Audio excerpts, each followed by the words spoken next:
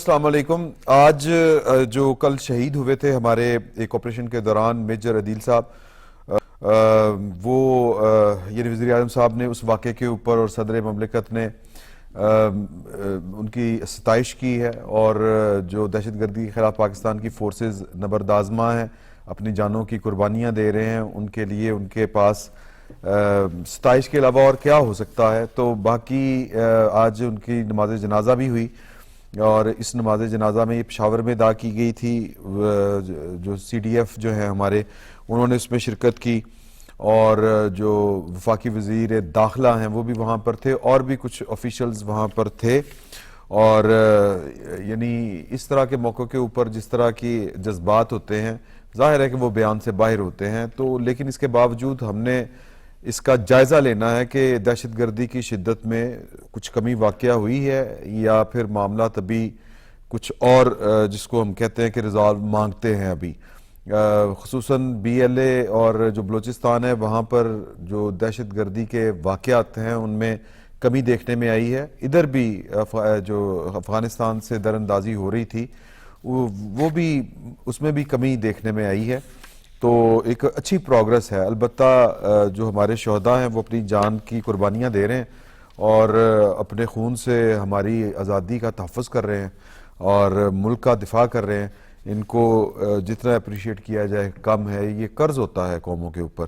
تو اس دہشت گردی کی صورتحال کا ہم نے جائزہ لینا ہے۔ اس کے علاوہ پاکستان تحریک انصاف اور جو تحریک تحفظ آئین پاکستان، تحریک انصاف کچھ کرتی ہے، تحفظ تحریک آئین جو ہے وہ تحریک، جو بھی اس کو، مجھے تو نام بھی بڑا مشکل لگتا ہے ان کا، وہ کچھ اور کرتے ہیں۔ یہ ایک سکے کے دو رخ ہیں یا کیا معاملہ ہے، یہ ہم اپنے جو پینلسٹ ہیں ان سے پوچھیں گے۔ تو مذاکرات کی بات بہت چل رہی ہے، اور حکومت تیار ہے، اور جو تحریک تحفظ آئین پاکستان والے ہیں وہ بھی تیار ہیں، لیکن کہیں نہ کہیں رکاوٹ ہے۔ اور جو خواجہ آصف صاحب ہیں وزیر دفاع، وہ فرماتے ہیں کہ حکومت آج بھی مذاکرات کے لیے تیار، مگر پی ٹی آئی حکومت سے بات کرنے میں سنجیدہ نہیں۔ کیوں نہیں سنجیدہ؟ ایک سوال یہ بھی پیدا ہوتا ہے، اور کون کون سنجیدہ نہیں ہے؟ کیونکہ دھڑے بندی ہے، جس طرح میں نے پہلے آپ سے کہا کہ محمود خان اچکزئی صاحب علیمہ بی بی کو کہتے ہیں کہ جی کہ آپ مذاکرات کی حمایت کریں، آپ لوگ نہیں باہر نکال سکتے، آپ نے یہ سارے جتن کر کے دیکھ لیے ہیں، لوگ باہر نہیں نکلتے۔ ایون کہ لاہور میں سہیل آفریدی صاحب کی جو آمد تھی، وہ جو ایک کس شیر کی آمد ہے کہ رن کانپ رہا ہے، اس طرح کا جو ماحول بنانے کی کوشش کی گئی تھی، نتیجہ ہم نے اپنے سامنے دیکھا کہ لاہور کی سڑکوں کے اوپر لاہوری ان کے استقبال کے لیے موجود نہیں تھے، اور جو ان کی اپنی قیادت تھی پی ٹی آئی کی، جو پنجاب کی قیادت تھی، وہ بھی تتر بتر ہوئی پڑی تھی۔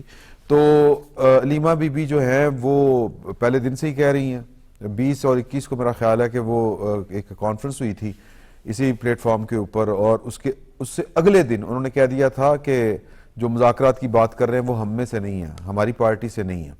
تو بات کہاں پہ جا کے رکے گی؟ آج اڈیالہ جیل کے باہر بیرسٹر گور صاحب جو تھے وہ آلموسٹ پھٹ ہی پڑے۔ انہوں نے کہا کہ جی کہ ہم آتے ہیں ملاقات کے لیے ہر منگل کو، پیر کو، جو بھی وہاں پر دن فکس ہیں، لیکن ملاقات نہیں ہو پاتی۔ یہ جو ملاقات نہیں ہو پاتی، یہ ایک طرفہ معاملہ نہیں ہے، اس میں کچھ قصور ہمارا بھی ہے، ہمارے لوگوں کا بھی ہے۔ اور پھر انہوں نے کہا کہ مذاکرات ہونے چاہیے، تحریک تو چلتی رہے گی۔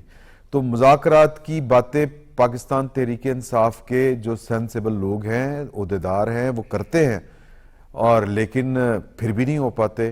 یہ ہم جاننے کی کوشش کریں گے کہ کیوں نہیں ہو پاتے، کیا ہو بھی پائیں گے کہ نہیں۔ معاملہ تو اب کسی اور طرف چلتے ہوئے نظر آ رہے ہیں، کچھ اپیلیں بھی فائل ہونا شروع ہو گئی ہیں۔ تو اس کے علاوہ جو پنجاب میں کم آمدن افراد کے لیے گھروں کی فراہمی کا ایک بڑا منصوبہ ہے، اس کا آغاز کر دیا گیا ہے۔ یہ بڑی ڈیٹیل ہے اس میں کہ ورلڈ بینک کے اشتراک کے ساتھ یہ والے کام ہوں گے۔ 3 مرلے کا گھر ہوگا، 35,000 افراد کے لیے گھر بنائے جائیں گے۔ اور جو ہے اس کے علاوہ کاشتکاروں کے لیے جو ٹریکٹر کی سکیم ہے وہ بھی شروع ہو گئی ہے، اور اس میں بھی جو ہے وہ 10,000 تقریباً ٹریکٹر جو ہے وہ پہلے مرحلے میں دیے جائیں گے، اور باقی جو ہے وہ 50 ہارس پاور اور 75 ہارس پاور کے تو جو مریم صاحبہ ہیں وہ دن رات کام میں جتی ہوئی ہیں, کام کر رہی ہیں, کام ہوتا نظر آ رہا ہے. اور یہ ایک بڑا ڈیٹیل ان کا ہے کہ کس طرح یہ پہلے فیز میں 50 سے 75 ہارس پاور کے 10,000 ٹریکٹر, دوسرے فیز میں 75 سے 85 ہارس پاور کے 10,000 ٹریکٹر قرعہ اندازی کے ذریعے یہ دیے جائیں گے کاشتکاروں کو. اسی طرح ٹریکٹر سکیم کے تحت 50 سے 55 ہارس پاور ٹریکٹرز کی جو فراہمی کے لیے جو ہے 10 جنوری میں درخواستیں طلب کی جائیں گی. تو یہ 100 سے پھر 120 جو ہارس پاور تک یہ ٹریکٹر جائیں گے. تو یہ ظاہر ہے کہ پنجاب میں کام ہو رہا ہے, اور جہاں پر کام نہیں ہو رہا وہ بھی آپ کو پتہ ہے کہ کہاں کہاں پر کام نہیں ہو رہا اور کہاں کہاں پر ذرا سست ہو رہا ہے. تو یہ چیزیں نوٹ ہو رہی ہیں. لوگ بہت ماشاءاللہ دیدہ و بینا ہیں اور وہ رکھتے ہیں نظر بھی, اور ان کو پتہ ہے کہ ان کی خدمت کون کر رہا ہے اور ان کی زندگیوں کے ساتھ ان کی وہ کیا کہتے ہیں ان کا استحصال کون کر رہا ہے. تو ان معاملات پر ہم نے کرنی ہے. میرا خیال ہے کہ میرا جو وہ انٹرو ہے وہ تھوڑا سا لمبا ہو گیا. سلمان غنی صاحب, میں معافی چاہتا ہوں آپ سے.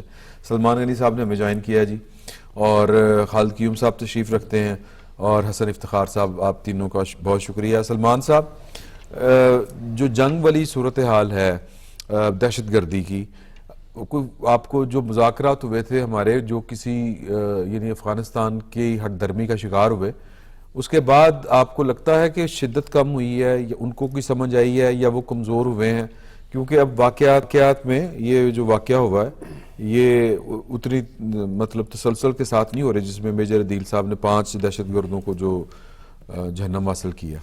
بسم اللہ الرحمن الرحیم. عمران صاحب, کسی بھی آپریشن کی کامیابی کا جو دار و مدار ہوتا ہے وہ یکسوئی اور سنجیدگی پہ ہوتا ہے, اور اس پہ تو کوئی دو آراء نہیں کہ آج پاکستان کے اندر دہشت گردی, شدت پسندی کے خلاف ایک یکسوئی اور سنجیدگی ہے. اور اس حوالے سے ہم ایک فیصلہ کن موڑ پہ ہیں. ایک وقت تھا کہ بلوچستان سے اچھی خبریں نہیں تھی آتی, اب بلوچستان سے ویسی خبریں نہیں آ رہی. پختونخوا کے اندر جو واقعات ہو رہے ہیں اس کی بڑی وجہ افغانستان تھی, لیکن ایک ڈیولپمنٹ اس ہفتے میں بڑی امپورٹنٹ ہوئی ہے, اس لیے کہ وہ افغان طالبان جو خود پاکستان پہ الزام تراشی کرتے تھے, اس دفعہ ان کے وزیر داخلہ سراج الدین حقانی کا ایک بیان آیا ہے, اور وہ بڑا کلیئر کٹ انہوں نے کہا ہے کہ غلط فہمیوں کا ازالہ ہونا چاہیے. اور آپ کو یاد ہوگا یہ حقانی نیٹ ورک جو ہے یہ پرو پاکستان ہی رہا ہے ہمیشہ سے, وہ کبھی بھی پاکستان کے خلاف نہیں گئے, اور انہیں یہ پتہ ہے کہ ہماری ایک ہمسائیگی ہے, اور بڑا حقیقت پسندانہ ان کا بیان ہے. لیکن دہشت گردی کی جنگ نتیجہ خیز کب ہوگی, اصل سوال یہ ہے. دیکھیں بات یہ کہ آج فوج قربانیوں کی ایک تاریخ رقم کر رہی ہے, اور ایک چیز جو آپ دیکھ رہے ہیں کہ دنیا کی اگر عسکری تاریخ اٹھا کے دیکھیں نا, ریشو دیکھیں افسروں اور جوانوں کا, پہلی دفعہ پاکستان کے اندر ہمارے افسر جو ہیں وہ اپنے نوجوانوں کے آگے ڈھال بنے نظر آ رہے ہیں, فرنٹ سے لڑ رہے ہیں. اور یہ میجر عدیل زمان, ان کا ڈیرہ اسماعیل خان سے تعلق ہے. دیکھیں یہ جب خود افسر آگے آ رہے ہیں نا, تو اس کا مطلب ان کی اولین ترجیح پاک سر زمین اور اس کا تحفظ ہے, اور اس سے جوانوں کے اندر ایک جذبہ اور ولولہ پیدا ہوتا ہے. اور پاکستانی فوج کا ایک پلس پوائنٹ, میں چونکہ انڈینز چینل بھی دیکھتا ہوں, وہاں پر اکثر دیکھنے میں آتا ہے ان کے فوجی بھگوڑے ہو جاتے ہیں, ان کے افسر دوڑ جاتے ہیں, وہ اپنے ایشوز کی بات کرتے ہیں. آج تک میں نے نہ پاکستانی میڈیا میں یا کبھی کہ پاکستانی فوج کے کسی افسر اور جوان نے پسپائی اختیار نہیں کی, اور شہادت ان کا مقصود و محور ہوتا ہے. اور میجر عدیل زمان کی جو قربانی ہے وہ یہ ظاہر کرتی ہے کہ ہم نے اس دھرتی کو دہشت گردی سے, شدت پسندی سے پاک کرنا ہے, اور انشاءاللہ تعالیٰ اس حوالے سے جو آپریشن چل رہا ہے یہ نتیجہ خیز ہوگا.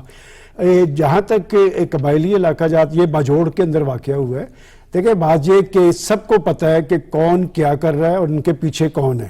کیا اپنے سے 6 گنا بڑی طاقت کو جس فوج نے شکست دی ہو, اس کے لیے یہ مسئلہ ہے کہ جی افغانستان کے اندر جہاں پر ان کے تربیتی مراکز ہیں یا انہوں نے جہاں پہ یہ تربیت حاصل کرتے ہیں, پاکستان نے اپنا ایک کیس رکھا ہے دنیا کے سامنے. اور آج آپ دیکھ لیں اس خطے کے اندر تہران کانفرنس میں سب یکسو تھے کہ پاکستان کی شکایات بجائیں اور افغان طالبان نے اپنی ذمہ داری پوری نہیں کی. یہی وجہ ہے کہ سراج الدین حقانی پھر دوبارہ دوحہ کی بات کرتے نظر آتے ہیں کہ ہمیں دوحہ معاہدے پہ عمل پیرا ہونا چاہیے اور ہمیں ان غلط فہمیوں کا ازالہ کرنا چاہیے.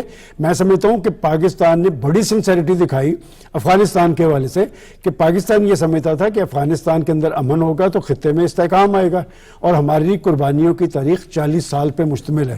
40 سال پہ مشتمل ہماری تاریخ, 40 لاکھ لوگوں کو ہم نے مہمان رکھا.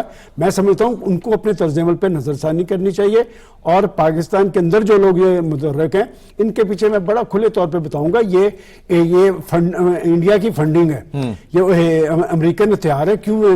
دیکھیں بات یہ کہ پاکستان کے اندر اتنا پوٹینشیل موجود ہے کہ انہیں یہ پتا چل گیا, دنیا کو پتا چل گیا کہ یہ ناقابل تسخیر ہیں, ان کو عسکری محاذ پہ شکست نہیں دی جا سکتی. اور اگر ایسا ملک معاشی حوالے سے خود انحصاری کی منزل پہ پہنچ گیا, اپنے پاؤں پہ کھڑا ہو گیا, پھر اس خطے کے اندر انڈیا کا رول ختم ہوگا. آج آپ دیکھ لیں اس خطے کی سیاست کہ آج دلی نہیں, آج اسلام آباد مرکز ہے. اس خطے کے تمام ممالک اسلام آباد کی طرف دیکھ رہے ہیں, انٹرنیشنل فورسز اسلام آباد کی طرف دیکھ رہی ہیں. میں سمجھتا ہوں کہ ہم آخری فیز میں داخل ہو چکے ہیں. اس جنگ نے نتیجہ خیز ہونا ہے. میں بنیادی طور پہ ہماری سیکورٹی فورسز نے نیشنل ایکشن پلان کے تحت اپنی ذمہ داری پوری کی ہے. 6-7 نکات کا تعلق سیکورٹی فورسز سے تھا اور 13-14 نکات کا تعلق سویلین انتظامیہ سے اور ہمارے میڈیا سے تھا, مختلف طبقات سے تھا. گورنمنٹ جو ہے وہ تو کام ہی اس طرح سے نہیں کر رہی جو اس کو کرنے چاہیے. دیکھیں بات یہ کہ ان کو خود سوچنا چاہیے. آپ جب صوبوں کی بات کرتے ہیں نا کہ صوبوں کو لا اینڈ آرڈر صوبوں کی ذمہ داری ہے, اگر صوبوں نے اپنی ذمہ داری پوری کی ہوتی تو وہاں پر پیشن کی ضرورت نہیں پڑتی. لیکن دیکھیں نا کوئی پولیٹیکل ایڈجسٹمنٹس بھی ہوتی ہیں, پولیٹیکل نیریٹیوز بھی ہوتے ہیں. آپ اس کا ان کو نقصان پہنچ رہا ہے, یہ میں آپ کو بتا دوں. چونکہ سہیل افریدی صاحب لاہور کے وزٹ میں آیا, آپ نے درست کہا کہ یہاں پر لاہور تو ان کو نظر نہیں آیا, لیکن یہ ضرور ہوا ہے کہ ہمارے لاہور کے میڈیا نے انہیں بتا ضرور دیا ہے کہ آپ کو یکسوئی اختیار کرنی پڑے گی آپریشن کے حوالے سے. یہ آپریشن کسی کی جماعت کا آپریشن نہیں, کسی کی ذات کا آپریشن نہیں, یہ پاکستان کی سروائیول کا آپریشن. جی, یہ جو دہشت گردی ہے افغانستان سے, اس کی ایک پولیٹیکل اس کا ایک اینگل بھی ہے, یا یوں کہیں کہ ان کو پولیٹیکل فیسز کی طرف سے سپورٹ بھی کیا جاتا ہے. پہلے پاکستان تحریک انصاف, آپ کو پتہ ہے کہ وہ یہ آپریشن کے خلاف ہے, وہ تو کہتی ہے انٹیلیجنس بیسڈ آپریشن بھی نہیں ہونے چاہیے, اور فوج کا وہ وہاں سے انخلا چاہتی ہے. تو دوسری طرف مولانا فضل الرحمان صاحب نے پچھلے دنوں کہہ دیا تھا کہ جی کہ اگر بھارت کے پاکستان کے حملے, پاکستان کے اوپر حملہ جو درست نہیں ہے, تو پھر پاکستان کا افغانستان کے اندر حملہ کس طرح سے درست ہے. حالانکہ ان سے پوچھنا چاہیے, ان کو بتانا چاہیے. آپ کس طرف سے بول رہے ہیں؟ کس طرف سے نہیں. دوسری بات یہ کہ پاکستان نے تو کہا تھا کہ آپ انکوائری کروائیں, اگر کوئی مجرم ہے, اگر کوئی پتہ چلتا ہے تو ہم آپ پاکستان نے کلیئر کیا ہوا ہے کہ ہماری پالیسی دفاعی پالیسی ہے, اور اگر کوئی پاکستان پہ جارحیت کی کوشش کرے گا تو پھر وہی ہوگا جو انڈیا کے ساتھ. لیکن وہ کیس ملتا بھی نہیں ہے. میں صرف یہ پوچھنا چاہ رہا ہوں کہ یہ جو کمپیریزن مولانا فضل الرحمان صاحب ڈرا کر رہے ہیں, یہ ان کی کوئی مجبوری ہے, یا وہ کوئی وہاں پر اپنا ووٹ بینک دیکھنا چاہتے ہیں, بچانا چاہتے ہیں, یا پھر وہ تحریک انصاف سے اپنا ووٹ بینک یعنی کہ واپس لینا چاہتے ہیں. کیا آپ کو کیا لگتا ہے؟ دیکھیے کہ اس وقت دہشت گردی کے خلاف جنگ میں پاکستان نے جس قدر قربانیاں دی ہیں اور جس قدر اس جنگ نے پاکستان کو نقصان پہنچایا ہے, پاکستان کی معیشت کو نقصان پہنچایا ہے. اگر آپ ان دونوں صوبوں کے اندر دیکھیں, کے پی کے اندر اور بلوچستان کے اندر, وہاں پر جو کاروبار ہیں وہ کس حد تک متاثر ہو چکے ہیں. اور اس میں اس وقت کی جو صورتحال ہے اس میں جتنا قوم کے اندر, ملک کے اندر اتحاد اور یکجہتی کی ضرورت ہے اور یکسوئی کی ضرورت ہے, اتنی ماضی میں کبھی نہیں رہی. صحیح. اور جب تک یکسوئی نہیں ہوگی, اتحاد نہیں ہوگا, ایک سوچ نہیں ہوگی, تو اس وقت تک جو ہے وہ دہشت گردوں کے خلاف پوری طرح جو ہے وہ اس طرح لڑنا جو ہے وہ مشکل ہے. لیکن اس صورتحال میں بھی ہماری افواج پاکستان, سیکیورٹی ادارے جو ہیں اس میں بڑی قربانیاں جو ہیں وہ دے رہے ہیں. اور اس میں دیکھیے کہ پی ٹی آئی جو ہے وہ تو کھلے عام, جس طرح آپ نے بھی فرمایا کہ وہ تو جو ہے وہ یہ ایک سہولت کاری ہے کہ دہشت گردوں کے خلاف, طالبان کے خلاف آپریشن, انٹیلیجنس بیسڈ آپریشن نہ کیا جائے. اور ایک اور سہولت کاری ہے کہ خیبر کے اندر, وادی تیرہ کے اندر جو ہے وہاں پر منشیات کی تیاری کرنے والوں کے خلاف پوست کی کاشت کرنے والوں کے خلاف اور اس کاروبار میں جو وہاں سے افغانستان سے جو لوگ اور طالبان منسلک ہیں ان کے خلاف آپریشن نہ کرنے کی کیا وجوہات ہیں؟ وہاں پر جو صوبائی حکومت ہے وہ اپنی ریٹ کیوں قائم نہیں کر رہی؟ بالکل صحیح۔ وہاں پر جو ہے وہ پوست کی کاشت کو کیوں نہیں روک رہی؟ یہی وجہ ہے کہ پھر سوالات بھی اٹھتے ہیں، اور سوالات جب اٹھتے ہیں تو پھر ظاہر ہے ان کو ایک پریشانی جو ہے وہ ہوتی ہے۔ اور میں سمجھتا ہوں جس طرح سلمان صاحب نے کہا کہ جو نیشنل ایکشن پلان تیار ہوا تھا جو سانیہ اے پی ایس کے بعد پارلیمنٹ نے تیار کیا تھا، اس کے جو نکات افواج پاکستان کے حوالے سے تھے ان پر 100% عمل ہوا۔ تو جو صوبوں نے اپنا کرنا تھا، خاص طور پر کے پی کے اندر جو نیشنل ایکشن پلان پر عمل کرنا تھا وہ صوبائی حکومت نے کرنا تھا۔ بالکل ٹھیک ہے۔ اور صوبائی حکومت کے پی کے سے زیادہ نیشنل ایکشن پلان پر جو ہے وہ بلوچستان کے اندر عمل ہو رہا ہے، جی، اور وہاں پر اس حوالے سے جو ہے وہ بھرپور اقدامات کیے جا رہے ہیں۔ اور یہ دیکھیے کہ یہ انہی اقدامات کا نتیجہ ہے کہ وہاں پر جس طرح آپ نے انٹرو میں بھی کہا کہ دہشت گردی کے معاملات میں کچھ کمی واقعات میں ہوئی ہے، اور دیکھیں یہ انہی اقدامات کا نتیجہ ہے۔ اور دہشت گردی کے حوالے سے سی ٹی ڈی اور دوسرے جو ادارے منظم کیے گئے ہیں اسی کی وجہ ہے کہ کل ایک بچی جو ہے وہ موت کے منہ سے بچی ہے، جی ہاں، وہ ہینڈلر تک نہیں پہنچ سکی۔ یہ ہے جو نیشنل ایکشن پلان پر جو ہے جو عمل درآمد کر رہے صوبوں ہیں، کے اندر عمل درآمد کیا گیا ہے، بالکل صحیح۔ یہ اس کا نتیجہ ہے۔ تو میں سمجھتا ہوں کہ جو صوبہ سب سے زیادہ مسائل کا شکار ہے وہاں کی حکومت جو ہے وہ اپنے گورننس کیوں بہتر نہیں کرتی؟ وہاں پر ان کو چاہیے کہ وہ انٹیلیجنس بیسڈ آپریشن اور دیگر جو آپریشنز ہیں دہشت گردوں کے خلاف جو ہیں نہیں، وہاں وہ کے وزیر کارروائی اعلیٰ نے آپ کو بتا نہیں دیا؟ انہوں نے کہا کہ جی کہ سڑکوں سے کوئی قومیں بنتی ہیں، ان کے لیڈر نے کہا، جب ان کو لیکن کہا، گئے یہاں سے متاثر ہو کے یہ بھی مان کے ہاں ظاہر ہے وہ تو، برحال آپ کنٹینیو کیجئے۔ اگر دیکھیے کہ ان کی اتنی بڑی کارکردگی ہوتی، 8400 ارب روپیہ جو ہے وہ پچھلے 15 سال میں کے پی حکومت کے پاس گیا ہے، نیشنل جو این ایف سی ایوارڈ ہے اس کے تحت، وہ 8400 ارب جو ہے آپ نے کہاں خرچ کیا؟ آپ بتائیں کو بڑا آپ نے وہاں پر جو دہشت گردی کے خلاف جنگ کے لیے اداروں کو منظم کیا، اداروں پر انویسٹ کیا، اور دہشت گردی کے خلاف جنگ روکنے کے لیے آپ نے وہاں پر کیا اقدامات کیے؟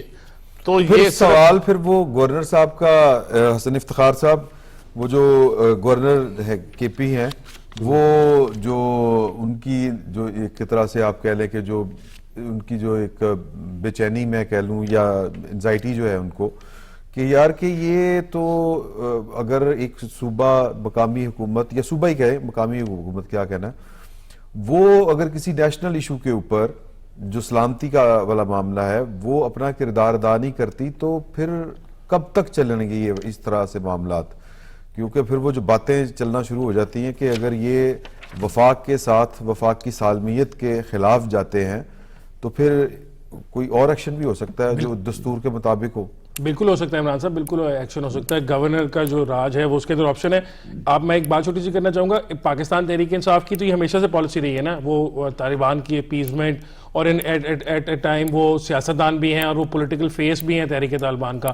آپ کو یاد ہوگا ماضی میں جب تحریک طالبان نے مذاکرات کی بات کی تھی، آج سے کچھ 10-15 سال پہلے کی بات ہے، تب بھی انہوں نے عمران خان صاحب کو نامینیٹ کیا تھا کہ ہماری طرف سے مذاکرات کو یہ لیڈ کریں گے۔ اصل مسئلہ یہ ہے کہ جو یہ کنفیوژن کریٹ کرتے ہیں نا اس کی وجہ سے ہے۔ جو اے این پی کے پاس کلیئرٹی تھی دہشت گردی کے خلاف مقابلے کے لیے یا جنگ کرنے کے لیے، یا پیپلز پارٹی کے پاس تھی، اس کی وجہ سے جو فوج جب آپریشن کرتی تھی سوات میں تو اس کو وہ پولیٹیکل بیکنگ بیس حاصل ہوتی تھی تو وہ کامیابی کے چانسز زیادہ بڑھ جاتے ہیں۔ ان کا جو سب سے بڑا خطرہ ہے ریاست کو وہ یہ ہے کہ یہ اپنی سیاسی جو ان کی مخاصمت چل رہی ہے اس وقت پاکستان کے اداروں کے ساتھ، اس کو یہ پاکستان کی جو نیشنل سیکیورٹی ہے اس کو داؤ پر لگا کے اپنے آپ کو بارگیننگ پوزیشن میں لانا چاہتے ہیں، جو میرا نہیں خیال کہ اداروں کے لیے قابل قبول ہوگی۔ ہم نے بات کی ہے کہ آفیسر اور جو ہمارے جوان کی ریشو پاکستان میں سب سے زیادہ ہے۔ آپ یہ دیکھیں کہ پچھلے تقریباً 20 سال کے جو تقریباً 40 پی ایم اے کے لانگ کورسز ہیں ان میں ہر کورس کے جو وہ لوگ ہیں ان کے اندر ساتھی جو ہیں وہ شہید ہو چکے ہیں. وہ جو ان کی بیچ کی تصویریں ہوتی ہیں, اب وہ جو تصاویر اترواتے ہیں بعد میں ان کی خالی کرسیاں جو ہوتی ہیں وہ ہیں نا, تو وہ ادارہ یا وہ لوگ جن کے ساتھی خود اس جنگ کے اندر شہید ہوئے وہ تو اتنے آرام سے نہیں آپ کی بات کو کنسیڈ کریں گے نا, تو آٹومیٹکلی پی ٹی آئی کی جو گورنمنٹ ہے یا پی ٹی آئی کا جو سارا تھنک ٹینک ہے وہ خود ہی غلط جگہ پہ لے کے آ کے کھڑا کر لیتا ہے. اور ہوا کیا تھا جب ہم نے ان طالبان کے ساتھ مذاکرات ماضی میں کیے تھے, وہ نظام عدل آیا تھا سوات کے اندر, تو اس کا کیا ہوا تھا, ہم نے ان کو سپیس کنسیڈ کی لیکن وہ اس سے ایک وہ ہاتھ پکڑ کے ان کو انگلی پکڑائیں تو وہ ہاتھ پکڑنے کی کوشش کرتے ہیں. میرا خیال ہے یہ پاکستان تحریک انصاف کا رویہ بہت غلط ہے, اور آنے والے دنوں میں اگر کبھی خیبر پختونخوا میں کوئی سیاسی طور پہ تبدیلی آئے گی یا کوئی گورنر آ جائے گا تو اس کی سب سے بڑی ریزن یہ ہوگی ان کی اس قسم کی لیوک وارم قسم کی جو یہ حرکتیں ہیں. یہ نہ جس طرح آپ نے خود کہا کہ لا اینڈ آرڈر مینٹین کرنا صوبے کا اپنا کام ہے, وہ خود نہیں کر سکتا تو وفاق جا کے مدد کرتا ہے, ان کو اس پہ بھی اعتراض ہے. وہ چاہتے ہیں کہ لا لیس قسم کے علاقے ہوں جس کے اندر کچھ بھی ہوتا رہے, پوسٹ کی کاشت کی بات ہو رہی ہے, ڈرگز کی بات ہو رہی ہے, یہ سارا کچھ اسی میں ہو رہا ہے نا. بالکل ٹھیک بات ہے. اچھا یہ جو اگلے ٹاپک پہ چلتے ہیں سر, یہ بتائیے کہ یہ آپ کو مذاکرات ہوتے نظر آ رہے ہیں؟ دیکھیں عمران صاحب, جہاں سے یہ حسن نے بات ختم کی نا, یہ حکومتیں دباؤ میں آتی ہیں, ریاست کبھی دباؤ میں نہیں آتی. آپ جس ٹاپک کی طرف جا رہے ہیں, دیکھیں ایک وقت میں پی ٹی آئی کی پہچان احتجاج تھا اور مزاحمتی بیانیہ تھا. عمران شفقت سے زیادہ کس کو پتا ہے کہ جی اس وقت احتجاج اور مزاحمتی بیانیہ اس لیے کارگر اور نتیجہ خیز ہوتا تھا کہ پیچھے تھپکی تھی, پیچھے اشارے تھے, وسائل تھے. اب یہ کیوں کارگر نہیں ہو رہا؟ دیکھیں بات یہ کہ احتجاج جمہوریت کا حصہ ہے, اور احتجاج جو ہوتا ہے وہ آئین اور قانون کے تابع ہوتا ہے. پولیٹیکل پارٹیز یہ کرتی رہی ہیں. اب آپ نے اپنے ابتدائیے میں جب بیرسٹر گوہر کی بات کی ہے کہ وہ نوابزادہ نصر اللہ خان صاحب کہا کرتے تھے کہ سب کچھ گوا کے ہوش میں آئے, تو کیا ہوا کہ یہ جو 3 سال سے جو تسلسل قائم ہوا ہے, احتجاج والا آپشن تو ختم ہو گیا. احتجاج کے لیے نہ ان کی تنظیمیں تیار ہیں. اب وہ جو اسٹریٹ پاور کو بروئے کار لانے کی بات کر رہے ہیں, کیا اس طرح اسٹریٹ پاور بروئے کار آئے گی کہ آپ ایک طرف تو کہتے ہیں کہ جی اچکزئی اور ناصر عباس کو میں دے رہا ہوں اختیار کہ وہ مذاکرات کو آگے بڑھائیں گے, اور ان کا چیف منسٹر کہتا ہے پھر ہے کہ ہم اسٹریٹ پاور کو بروئے کار لائیں گے. یہ ان کی اندرونی کنفیوژن ہے. اور میں سمجھتا ہوں کہ آپ کے پروگرام میں آپ کبھی کبھی یہ مائنڈ بھی کرتے ہیں جب میں گوہر کی تعریف کرتا ہوں کہ وہ قانون دان ہے. دیکھیں یہ 3-4 کا یاد ہے, میں ذکر کرتا تھا کہ سلمان اکرم راجہ, علی ظفر اور بیرسٹر گوہر یہ احتجاج کے آدمی نہیں ہیں, نہ کبھی احتجاج کا حصہ بنتے ہیں. آج بھی وہ جو بولے ہیں نا وہ اندرونی کنفیوژن کی بات کر رہے ہیں, ان کی پارٹی میں کنفیوژن ہے, اس لیے کہ وہ جو احتجاج اور مزاحمت تھی وہ تو ختم ہو چکی ہے. اور وہ کتنا زور لگایا, اور جو بات خطرناک ہے, دیکھیں بات ہے ایک شخص جو پاکستان کا پرائم منسٹر رہا ہو وہ پاکستان کی معیشت پہ بھی اثر انداز ہو رہا تھا, پاکستان کی عسکریت پہ بھی اثر انداز ہو رہا تھا, دنیا بھر کے اندر پاکستان کی ایک غلط تصویر پیش کی جا رہی تھی. اب وہ چیزیں ایکسپوز ہو چکی ہیں. آپ دیکھیں کہ آپ کی ریمیٹنسز جو ہیں 38 ارب پہ آ گئی ہیں, کہ جس بیرون ملک بیٹھے پاکستانیوں پہ انحصار کیا جا رہا تھا. بیرون ملک یاد ہوگا میں نے اس وقت کہا تھا کہ ان کی پہلی ترجیح پاکستان ہے, ان کے اپنے خاندان ہیں. آپ کی سیاست نہیں ہے کہ آپ اپنی سیاست کی خاطر پاکستان کو بھی داؤ پہ لگانا چاہتے ہیں, ان کو بھی ایک کرائسس کا حصہ بنانا چاہتے ہیں. تو یہ کرائسس اسی طرح چلے گا. دیکھیں ابھی تو مجھے تو انتظار ہے کہ جس دن محمود خان اچکزئی صاحب بولیں گے کہ بات یہ کہ ایک طرف آپ ان کو مذاکرات کا آپشن دے رہے ہیں, دوسری طرف آپ کا چیف منسٹر اسٹریٹ پاور کی بات کرتا پھر رہا ہے. تو اس طرح کی کنفیوژن میں نہ تحریکیں چلتی ہیں, اور مذاکرات کی بات پاکستان کے پرائم منسٹر نے کی ہے. اور پرائم منسٹر صاحب دنیا کی جمہوری تاریخ میں جب وہ پارلیمنٹ کے فورم سے بات کرتا ہے نا وہ بڑی سنجیدہ لی جاتی ہے. انہوں نے پارلیمنٹ کے فورم سے آج سے چند ماہ پہلے بات کی تھی, یہاں تک کہا تھا کہ اگر آپ کے لیڈر کو جیل میں کچھ مشکلات ہیں, مقدمات ہیں, تو اس پہ بھی بات کرنے کے لیے تیار ہیں. اور اگر آپ میرے سے بھی نہیں بات کرنا چاہتے تو یہاں پر سپیکر موجود ہیں, سپیکر آفس کو بنا لیں. اور آپ کو یاد ہوگا 2 فیز ہوئے تھے, اور تیسرے فیز میں بیرسٹر گوہر نے جیل سے باہر نکل کے کہا کہ جی ہم اس مذاکرات کو ختم کرتے ہیں. مذاکرات ہوتے ہیں سیاسی طرز عمل کے ذریعے, اور کیا وہ سیاسی طرز عمل اختیار کرنے کے لیے تیار ہے؟ میرا نہیں خیال کہ اڈیالہ جیل کا قیدی سیاسی طرز عمل اختیار کرنے کے لیے تیار ہے. ان کا ایک خاص مائنڈ سیٹ ہے. آپ دیکھیں کہ وہ پاکستان کے عسکری آج تو زیادہ یکسوئی سے ضرورت ہے کہ اپنی فوج کے پیچھے کھڑا ہوا جائے. یہ میجر عدیل زمان ہمارا بھائی ہے, ہمارا بیٹا ہے, یہ ہماری طاقت ہے, ہماری قوت ہے. اور ان کی شہادتوں کا عمل دیکھیں. بات یہ کہ یہ ماؤں کے بیٹے ہیں اور یہ بڑی ایک جذباتی سین ہے اور آپ بیٹھ کے اس کو کنٹروورشل بنانے کی کوشش کر رہے ہیں. پاکستانی قوم اس بات کی اجازت نہیں دے گی اور میں سمجھتا ہوں کہ تحریک انصاف کے ذمہ داران کو, سنجیدہ لوگوں کو اپنے طرز عمل پہ نظر ثانی کرنی چاہیے. اور کوٹ لکھپت والے جو بات کہہ رہے ہیں وہ بات اپیل کرتی ہے کہ ہم نے سارا کچھ کر کے دیکھ لیا, ہمیں سنجیدہ مذاکرات کرنی چاہیے اور مذاکرات کے لیے حکومت تیار ہے. میں سمجھتا ہوں جس سنجیدگی سے لاہور میں خواجہ رفیق فاؤنڈیشن کی تقریب میں نون لیگ کے ذمہ داران نے بات کی ہے, ہمیشہ اپوزیشن مذاکرات کی بات کرتی ہے. اس حکومت کے ذمہ داران نے کہا کہ مذاکرات ہونے چاہیے, کوئی راستہ نکالنا چاہیے. راستہ نکلے گا تو سیاسی طرز عمل سے نکلے گا, اور اگر کوئی شخص یا کوئی مائنڈ سیٹ یہ سمجھتا ہے کہ آئین, قانون اور ریاست پہ اثر انداز ہو کے میں اپنے سیاسی مفادات پورے کر سکوں گا, تو میرے خیال ہے یہ قصہ ماضی. تو یہ خالد کیم صاحب بتائیے کہ سیاسی راستہ نکالنے والے تو اپنی سی کوشش کر رہے ہیں, وہ محمود خان اچکزئی صاحب ہوں یا وہ بیرسٹر گوہر صاحب ہوں یا پھر کوئی اور مصطفیٰ نواز کھوکھر صاحب, کافی سارے لوگ ہیں. اور گڑبڑ کہاں سے ہوتی ہے, یعنی یہ بتائیں گے صحیح کہ مائنڈ سیٹ کیا ہے, مائنڈ سیٹ کیا ہے. چلیں ایسے کہہ لیں کہ وہ جیل کے اندر تو اب اس طرح سے ملاقاتیں نہیں ہو رہی, لیکن اس کے باوجود مذاکرات کے لیے آگے نہیں بڑھا جا رہا. دیکھیے میں آپ کو بتاؤں کہ جس طرح سلمان غنی صاحب نے کہا کہ کوٹ لکھپت جیل سے بھی مفاہمت کی آوازیں آ رہی ہیں, ہاں, اور کوٹ لکھپت جیل کے اندر سے جو ہے وہ سب سے مؤثر آواز ہے. وہ یہ پچھلے دنوں جو سابق رہنما ہے پی ٹی آئی کے, انہوں نے جو ایک کمیٹی بنائی ڈائیلاگ کی, وہ تو اس کا مجھے فالو اپ لگتا ہے, کیونکہ پہلا خط جو ہے مفاہمت کے لیے وہ تو کوٹ لکھپت جیل سے لکھا گیا تھا. ہاں جی, لاہور سے اڈیالہ. اور دیکھیے کہ دوسری بات یہ ہے کہ پی ٹی آئی کی اکثریت جو ہے وہ مفاہمت چاہتی ہے, وہ مذاکرات چاہتی ہے. وہ سمجھتے ہیں کہ 3 سال سے مزاحمت کار فرما نہیں ہو سکی, تو مفاہمت سے ہی جو ہے وہ راستہ بن سکتا ہے. پوری پارلیمانی قیادت, پارلیمانی پارٹی, خواہ قومی اسمبلی میں ہو, سینٹ میں ہو, پنجاب اسمبلی میں ہو, ساری پارلیمانی قیادت جو ہے وہ مفاہمت چاہتی ہے. صحیح.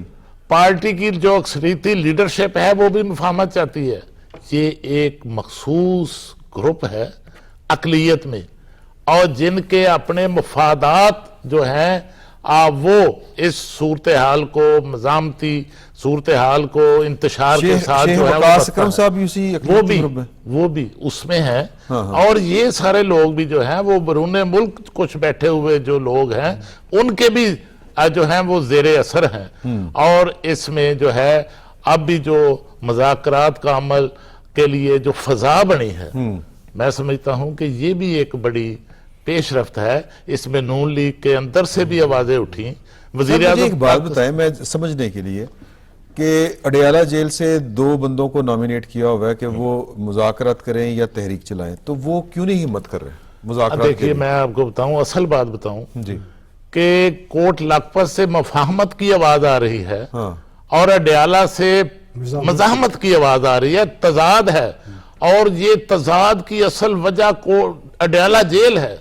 وہاں سے ہی جو ہے وہ سارے مسائل جوڑتے ہیں. اور اب مذاکرات کی جو کوششیں ہیں ان کو سب سے بڑا جو خطرہ درپیش ہو سکتا ہے وہ بھی اڈیالہ سے ہو سکتا ہے. نہیں میں دیکھیں, میں اگر ایک سوال آپ سے کروں کہ اگر اچکزئی صاحب کسی معاملے پہ پہنچ جائیں گے تو کیا اڈیالہ جیل سے وہ جا کے مور لگا دیں گے؟ ہم بھی ان کی سیاست 30-35 سال سے جانتے ہیں, آپ مجھے بتا دیں. تو یہ جو مینڈیٹ ملا ہے محمود خان اچکزئی صاحب کو وہ اس پر مطمئن نہیں ہے. اس کا مطلب یہ اچکزئی صاحب کا انتظار کریں. اچکزئی صاحب پرانے پولیٹیشین ہیں اور وہ کب تک یہ دیکھیں گے کہ یہ ہو کیا رہا ہے, میرے ساتھ کیا ہو رہا ہے, کہ مجھے تو مذاکرات کے لیے آگے کیا جا رہا ہے. دوسری طرف ان کا چیف منسٹر مزاحمت کی بات کر رہا ہے, وہ پاور پولیٹکس کو وہ پہلے بھی اپنا پلہ پاک کر گئے تھے. جی کر رہے تھے, یاد ہو تو. اچھا آپ کنٹینیو کیجئے, پھر میں حسن افتخار صاحب کی طرف. تو اس میں اصل جو مسائل ہیں وہ پی ٹی آئی کے اندر ہیں, اور پی ٹی آئی کے اندر جو ہے اس حوالے سے جو تقسیم ہے وہی مسائل کا جو ہے وہ باعث جو ہے وہ بن رہی ہے. اور اس تقسیم میں بانی پی ٹی آئی کی بہنوں کا بھی جو ہے وہ ایک بڑا کردار جو ہے وہ دیکھیں نا نظر آتا ہے۔ وہ ادھر ہوئے یعنی 2 روزہ جو کانفرنس تھی جس کا ذکر بھی اس نے کیا اگلے دن سارا سبوتاز کر کے رکھ دیا، سارا یہ کہہ کے کہ سبوتاز جو کر دیا۔ مذاکرات کی بات کرے گا وہ خان کے ساتھ نہیں ہے۔ یہ دوسرا میں آپ کو بتاؤں کہ یہ اڈیالہ سے جو ہے وہ مفاہمت اور مذاکرات کی راہ میں رکاوٹ کیا ہے، وجہ کیا ہے؟ بتائیے۔ وجہ یہ ہے کہ جتنے بھی مذاکرات ہوں گے ان کے لیے ایک تو واضح کر دیا گیا ہے کہ ایک تو یہ جو نظام ہے، پارلیمانی نظام ہے، یہ 5 سال پورے کرے گا، اور نہ تو اس نظام کے اوپر کوئی معاملہ نہیں ہوگا، اور یہ نہیں ہوگا کہ ان مذاکرات کے نتیجے میں بانی پی ٹی آئی فوری رہا ہو جائے، اور یہ بھی نہیں ہوگا کہ بانی پی ٹی آئی جیل سے نکل کر جہاں جا کر کوئی اپوزیشن لیڈر بن جائے گا۔ تو پھر اس کا یہ مطلب ان کو نظر آتا ہے کہ ان مذاکرات کے نتیجے میں بھی رہائی جو نہیں ہے ہوگی۔ وہ رہائی بھی نہیں ہوگی، انہیں فوائد نہیں ہوگے، لیکن پارٹی کے لیے رستہ جو بن سکتا ہے وہ مفاہمت سے ہی بن سکتا ہے، تو اور اس کا پارٹی ان مذاکرات کے نتیجے میں اگر ریلیف کی بات کر رہے ہیں، وہ لگ پر لیکن جیل اگر پارٹی نے آگے چل رہے ہیں تو وہ مفاہمت کے ذریعے چل سکتا ہے۔ اصل میں مسئلہ یہ ہے کہ وہ اپنی ذات کو دیکھتے ہیں۔ میں آپ سے پوچھتا ہوں، خالد صاحب بھی بتا رہے، کسی ایک بندے پہ اپنی پارٹی میں جس پہ وہ اعتماد ظاہر کرتے ہیں اس کا نام دے دیں۔ صحیح وہ ہو تو گیا سبوتاز کرتے ہیں، دیکھیں نا جب وہ بات چلتی ہے وہ پاکستان کے عسکری اداروں کو کیوں ٹارگٹ کرتے ہیں؟ کبھی آپ نے یہ سوچا ہے کس کا ایجنڈا ہے؟ دشمن کون سی ایسی کمی چھوڑ رہا ہے جو پاکستان کے اندر سے پوری کی جا رہی ہے؟ ایک طرف ہمارے افسر اور جوان قربانیوں کی تاریخ رقم کر رہے ہیں، اور دوسری طرف اس آپریشن کو جو پاکستان کی سلامتی کا آپریشن ہے اسے آپ کنٹروورشل یہ کوئی سیاسی اور فکری مغالطہ بھی ہو سکتا ہے، کیوں حسن افتخار صاحب؟ دیکھیں جی، بات یہ ہے کہ بالکل کریم صاحب نے اس پہ پوائنٹ کر دیا ہے کہ اصل مسئلہ یہ ہے کہ عمران خان صاحب کو چونکہ کوئی ریلیف نہیں ملے گا اس کے اندر، ان کی وہ تو اندر ہی رہیں گے، اور وہ لمبے ٹائم کے لیے اندر رہیں گے، کیونکہ ان کی جو حرکتیں ہیں، ان کے جو کیسز ہیں وہ کچھ سیاسی نوعیت کے کیسز نہیں ہیں نا، ان پہ کوئی غصہ یا مخاصمت نکالنے کے لیے کیسز نہیں بنائے گئے، ان کے اوپر جو کیسز ہیں وہ اوپن اینڈ شٹ کیسز ہیں جن میں انہوں نے غلط کام کیے ہوئے ہیں، تو اس کی تو ان کو سزا ملے گی۔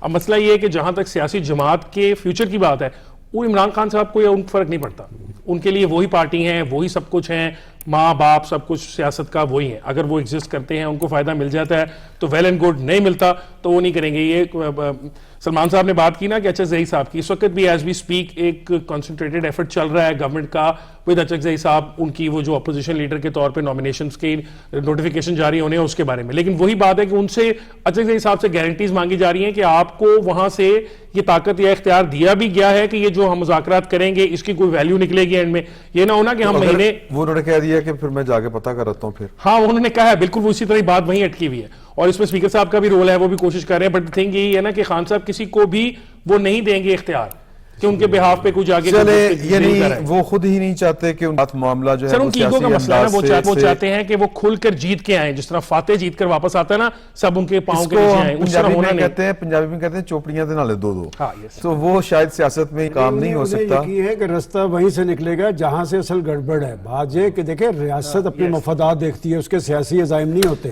چلیں یہ دیکھتے ہیں جی سیاست کس طرف کو جاتی ہے اور مفادات کس طرف کو لے کے جاتے ہیں پاکستان تحریک انصاف کو اور ان کی لیڈرشپ کو۔ ہمیں آج تک کے لیے اجازت دیجیے، کل آپ کی خدمت میں دوبارہ حاضر ہوں گے۔ اللہ حافظ۔